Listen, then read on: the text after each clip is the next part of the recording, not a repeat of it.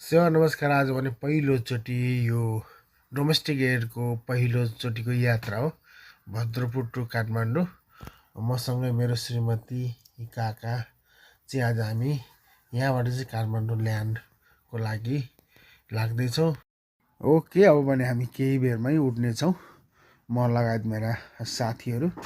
र हामी भने यहाँबाट भद्रपुरबाट जम्मा 45 मिनटमा चाहिँ काठमाडौँ पुग्नेछौँ। अहिले भने हामी लगभग 500 किलोमिटरको उचाइमा छौँ।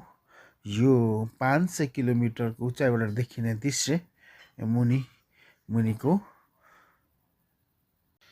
ल अब चाहिँ हामी काठमाडौँको छेउमा पुगिसक्यौँ। यो काठमाडौँ भ्यालीमा टच भइसक्यौँ।